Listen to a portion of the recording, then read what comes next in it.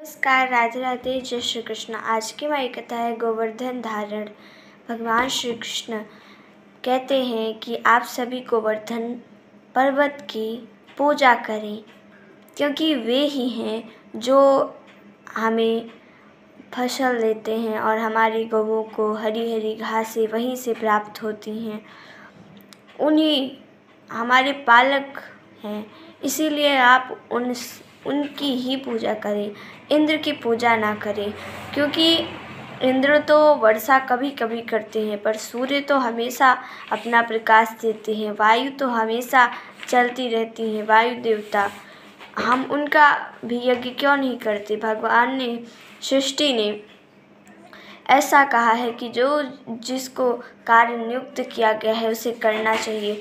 तो इंद्र को भी अपना कार्य करना है और वो करेंगे। आप लोग उनकी यज्ञ ना करें, और करें तो गोवर्धन जी की करें।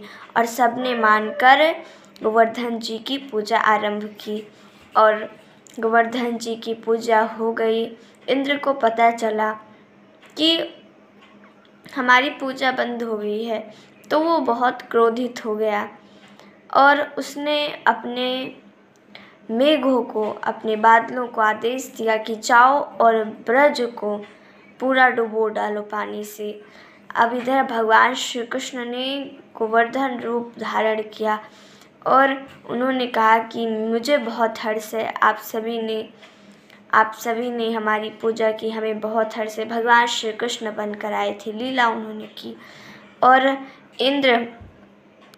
इंद्र ने देखा कि जब मेरी पूजा बंद हो गई है, तो उसने आदेश दे दिया और बादल आ रहे हैं और खूब ज़ोर से बिजली कड़क रही है, वर्षा हो रही है। और इस प्रकार से वर्षा हो रही है तो आए नंद बाबा। उन्होंने कृष्ण से कहा, कृष्ण तुमने कहा था गोवर्धन जी की पूजा करो, हमने किया और इंद्र ने देखो क्या किया। हम इंद्र क्रोधित हो गए हैं, अब हम क्या करें? अब तुम ही बताओ हमें।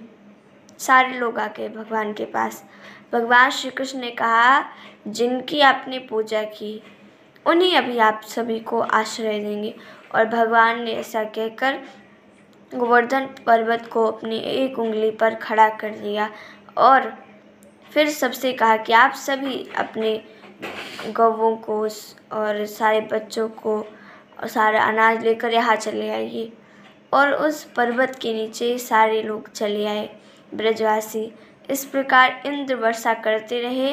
भगवान ने लगातार उस पर्वत को उठाए रखा और गोवर्धन पर्वत भगवान धारण करे हैं और इसीलिए उनका नाम गोवर्धनधारी हो गया। इस प्रकार से भगवान श्री कृष्ण जब 7 दिनों तक ऐसे ही एक उंगली पर अपनी गोवर्धन धारण किए रखे, तो इंद्र को समझ में आ गया कि ये कोई आम नहीं, भगवान स्वयं हैं। तो वे अपने मेघों से कहे कि अब ब्रज में वर्षा करना बंद कर दो, और स्वयं आए और भगवान से क्षमा मांगी और कहा, भगवान मैं आपका किस प्रकार से स्तुति करूं, आपकी किस प्रकार से, आपका किस प्रकार से पूजन करूं, मुझे समझ नहीं आता है। लक्ष्मी जी और सरस्वती जी जिनका पार नहीं पा सकती, सरस्वती जी जिनकी स्तुति नहीं कर सकती, मैं कैसे कर सकता हूँ? भगवान मुझ में इतनी शक्ति नहीं है। आज आपने हमारा घमंड तोड़ दिया है और मुझे क्षमा कर दीजिए कृपा करके। भगवान श्री कृष्ण ने कहा, इंद्र कोई बात नहीं है, परंतु तुमने ये जो किया ये अच्छी बात नहीं है, तुम्हें ऐसा नहीं करना चाहिए था। चलो, तुम्हें अपने भूल का पश्चाताप है, इसीलिए मैं तुम्हें क्षमा करता हूँ।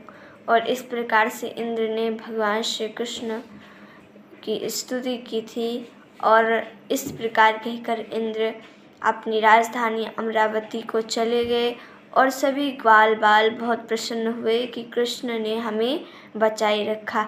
तो इस प्रकार से आज की कथा हमारी यहीं समाप्त होती है। धन्यवाद। राधे राधे। जय श्री कृष्णा।